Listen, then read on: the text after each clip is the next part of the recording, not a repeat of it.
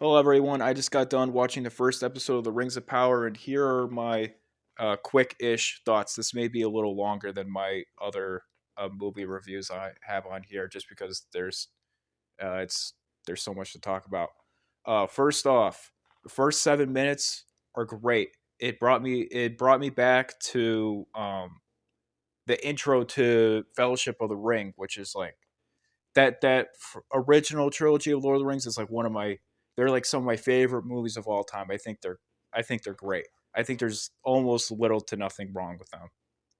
Like everything about them I think is as close to perfect with a movie trilogy as you can get.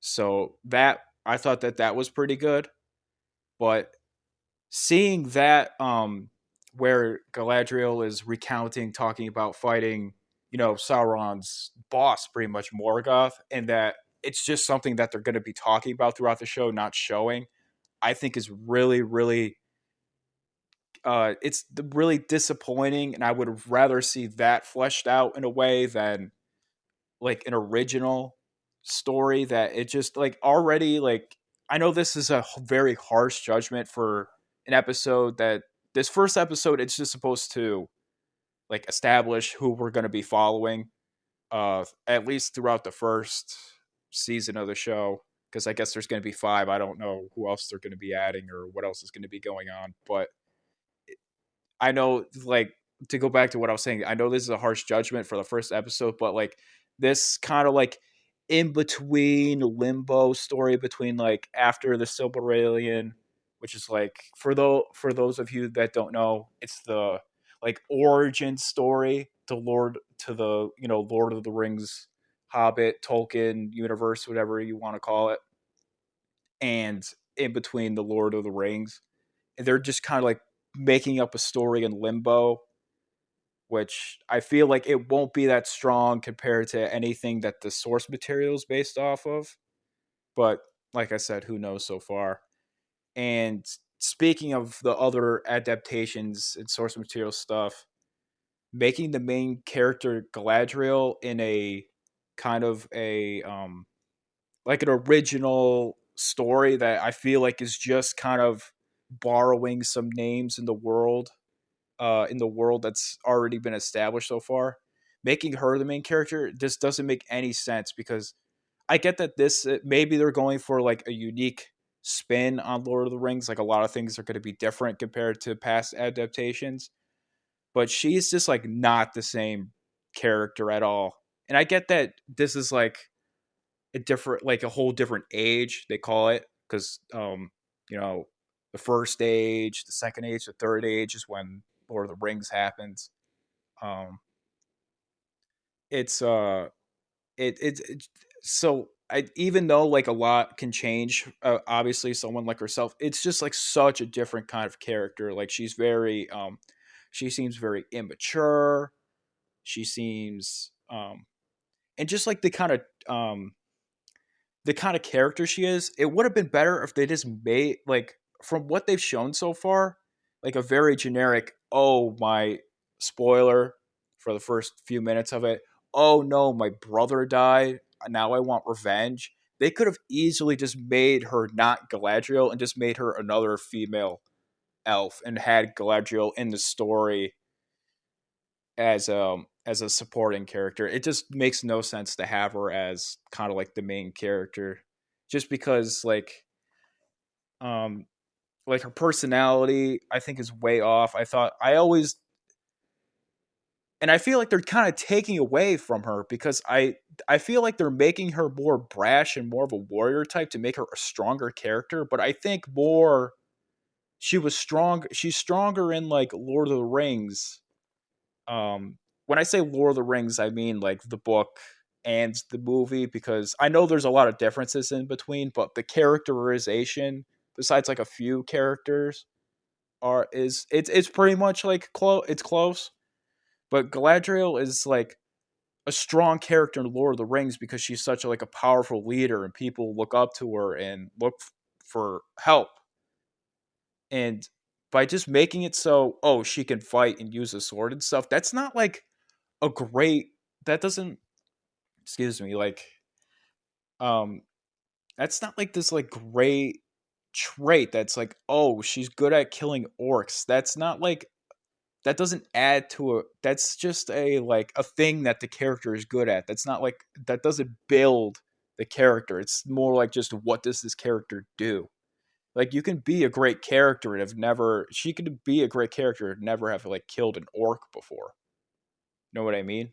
Like Frodo and Sam and Merry and Pippin, they're not like they're not like out there like cutting dudes' heads off and stuff, and they're like beloved characters. You know what I mean? It's because of how they react to situations, um, how they react with each other and the other characters. That's what makes the strong character, not good at fighting. Which that's like a complaint that I have with a lot of things that they're like, oh, this we want to make a strong female character. Let's make her good at killing stuff. Which it's fine that a character that like Ripley from Alien, great character, right? But that's not the only thing that there is to that character that she's good at you know killing aliens or whatever. You know what I mean? Like I feel like that's a big disservice um that like modern films do now is that a character can't be strong without being physically strong, which it seems like it's against what their like um what their like MO is, with it's like like they want characters to be more emotional and stuff, but they make the female characters good at fighting. It doesn't make any sense to me, but like I said, I guess that this is supposed to be a different um and this is not supposed to be I don't know, maybe that Amazon will try to remake The Hobbit and Lord of the Rings. If I was them, I wouldn't bother. But maybe The Hobbit because those movies aren't that great either, but anyway, moving on. Um things I liked, the visuals, speaking of The Hobbit, the visuals in this really good. So that's definitely great. The Hobbit has some awful CG. I remember me and my friend and my friend's mom and my mom, we went to see them, and I'm like, what am I looking at? Like, this looks like a WWE game, like with especially with that crazy like Legolas's crazy fights or whatever. Uh, anyway, so I'm glad to see they're take as far as the first episode, taking a more they're taking it a little more seriously, and they're putting a lot more effort into the effects so far. We'll see. Another thing I liked, I know I was just saying, I was just complaining about how Galadriel is already established and different, but I don't know what the consensus is on this, and I don't really care. But the swords that the elves have, I know that this is like a total freaking dork thing, but I think it's important in stuff like this, like in these in like fantasy and sci-fi. Like Star Wars has the lightsabers, Lord of the Rings has those epic like Narsil, the way that sword looks and the elven swords. But the swords and the like so far like the weapons and stuff in this show I think are really unique and stand out, and so it kind of helps say that it's kind of like a different thing. Like that kind of stuff. I don't, I don't know, like I don't know personally like what other people think, but I think that stuff is really important to like identify like the kind of like stuff like James Bond has the Walther PPK, stuff like that. Like it's very important in my opinion. That stuff is very important to like establishing an identity, and I think that the swords are cool. I like that the handle's really long. It like reminds me of something that would like fit in like Final Fantasy. Which speaking of Final Fantasy, this does not um this show so far, it like doesn't really have like a great like they keep saying stuff like, oh, Elrond is here, and here's Elrond, here's what's her name, Galadriel.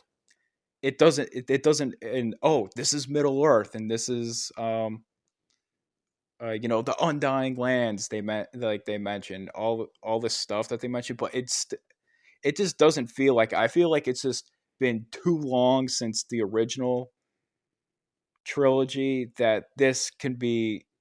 I don't know if they're trying to make it connected, but it seems like they are. trying to make it connected to what they're doing. I know I was just saying, oh, it's trying to be its own thing.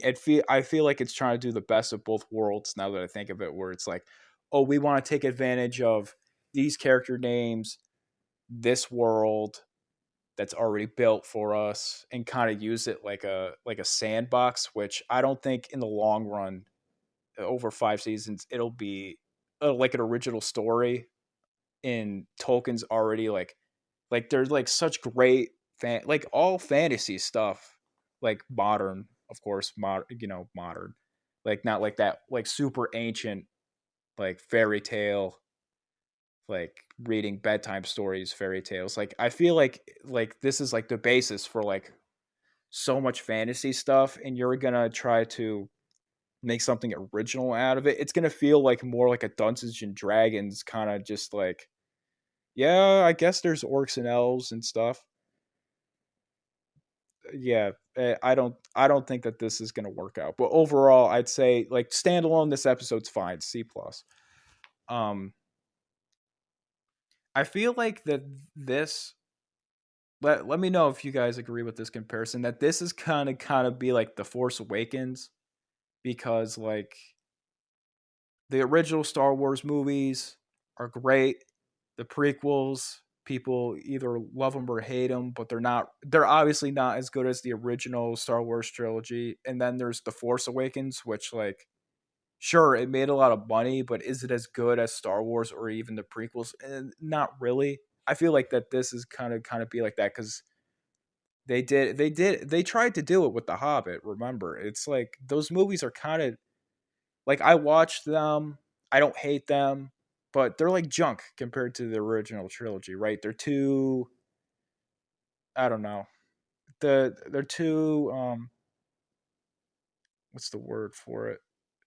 Like corporate. They're like, "Oh, guys, here's Legolas. You guys like him, right? He's cool, right? Look at him defying gravity and jumping up jumping up the rubble to have a boss fight with this self-insert orc character, right? And now that and then there was and then they're gonna do like and then they did the Force Awakens, right? You know, it just I know some people like them a lot, but it's like way too like, guys, look, it's Han Solo. Holy cow, it's Chewbacca. Whoa, it's Luke Skywalker, and then it's just like they just kind of like ruin the characters that are already established. Like sure, Han Solo was fine, but like Luke, there's that whole thing where they made him like a loser and like a freaking doomer too. If you guys are familiar with that term, he's all like bent out of shape and stuff. So I feel like this is the same thing where it's like they have these people, they have the money, they just don't have the ideas for a story, and they're just choosing not to adapt something that already exists. Like with Star Wars, there's all that in my opinion, a lot of it's junk, but like there has to be at least one good comic book series or book series that's like not like connected to um the original trilogy that they could make it, right? Where the Lord of the Rings, there's that whole Silmarillion. Oh my god, I no one read this damn book because he named it this. Like the Silmarillion or whatever, which I've tried to read it in. I'm pretty like I read like Steinbeck and like Charles Dickens. Like I enjoy those books, but this was it's just like too much, right? But there has to be great stories in there. I watched a Oh, yeah. Okay. So I watched a podcast made by there's a channel called Resonant Arc, which if you guys are interested in the Silmarillion, look up Resonant Arc. They used to do like a book club and look up Silmarillion, and they go through it. And so if you want to read it, or if you want to just listen to what those two guys say, they make it a lot easier to understand. So if you're interested in it, just as a side note, if you're interested, I would look up that YouTube channel. They go over it. And to go back to what I was saying, there has to be at least a story from there that they could have bought with their unlimited. They have an unlimited amount of money. They could have bought a story from there and just adapted different parts of the story for, each season or whatever, but they're choosing to do something original when obviously they don't have the creative manpower to do so. And I know that I said Galadriel is going to be the main character. The two other characters so far, the elf that's with the humans. He's an original character, and I just watched it, so I when I watch episode 2, I'm sure I'll get reminded of his name. And the Hobbit girl, I already forgot her name too. I just like the first time I watched Lord of the Rings, I didn't remember every character's name either. But anyway, so those two, I'm not going to weigh in on those characters because I feel like we just got introduced to them, and it's not we didn't see enough of them to say like, oh, whether or not I like them or not. So maybe for episode 2, if I see more of them, I'll bring them up. That is if I don't know if I'll even be be watching episode 2 yet. If I get bored, maybe I'll watch it. So far, I feel like that this isn't, oddly enough, it's a Lord of the Rings show that's made not for people that already know a lot about Lord of the Rings. That's my opinion. Because people that already are like really familiar with, Elrond, Galadriel, um, there are other characters that are supposed to be coming back that I saw in like rumors or whatever, but I'm not gonna say it. That are already familiar with these characters, they won't like the changes to them. And like some of the thing there's like these tiny little things like the show like opens up with Galadriel getting bullied, which I don't really I don't really get it. Like it kind of reminds me in Stranger Things when they're having like Millie Bobby Brown be bullied just so you like the character more, but we already like and know this character. It's this like kind of useless thing. And like Elrond, who by the way is like one of my like not just like favorite Lord of the Rings characters. He's definitely like on a top like 15 favorite all-time characters. I just think he's like a really like just a really like power like he's like not like a main character, but yet like the presence of him in the movies is just like it's something else, right? I think that's definitely because of Hugo Weaving though. But anyway, and he's facing some like racism, like they're oh elves only because for those of you that aren't like dorks or whatever, because I don't even think they bring it up in Lord of the Rings. Elrond is either his mom or his dad, I forget, is a human, and so they kind of have like a racism thing with him, which I thought at this point in the story after the war with Morgoth and everything, because I think he loses. Like he's very similar to Galadriel. I think in the Silmarillion, from what I remember, he loses family members to orcs too. I think like his I know his wife dies at some point to orcs, and it's like really like ghastly. But to have him not getting that respect, I feel like it's very similar to Galadriel, where it's like it just a total disrespect to the already established character because even though he's half human, half elf, which is like not the mixing of races in Lord of the Rings is not like as common as like the world of Lord of the Rings isn't our world, obviously, right? And it's just not. I don't think it's as common as it is here because there's not as many characters that are a mix between races, right? And so because Elrond, I like the reason why I think that like personally, I know I'm just so drawn to him because of this is because despite that he's half human, half elf, so many people are drawn to him. They respect him. It's his council that decides whether or not to the what the fate of the ring is going to be, right? Like like the fate of the rest of the world. And even though he's fought in all these wars, he's still willing to help it, even at like only like when Lord like he's been I don't know what age he's born in. I think he's born in like the ass end of the first age, and for reference, Lord of the Rings takes place in the third age, right? So there's like all these years in between. And by the way, if I'm wrong about any of this um backstory stuff, just let me know in the comments. I'd love to get a lesson on Tolkien. Um, I think it's such an interesting world, right? But anyway, so he's been dealing with this like um this evil stuff his like for so many thousands of years, right? And he's still willing to help, even like he just barely starts to be like, hey, I don't think that this is gonna work out. Maybe we should peace out when Isildur couldn't get rid of the ring, right? So I don't know. I think that making him kind of like someone who's downtrodden on is like it's just not. It just doesn't make any sense to me personally. I think that they're just doing it for like so he gets some pity points when he should be respected. Anyway, so that's just my opinion on the show so far. Like I said, so far it seems like a C plus. Good effects. Seems weak on the story, and we'll have to see with the characters. But so far, I don't have very high hopes.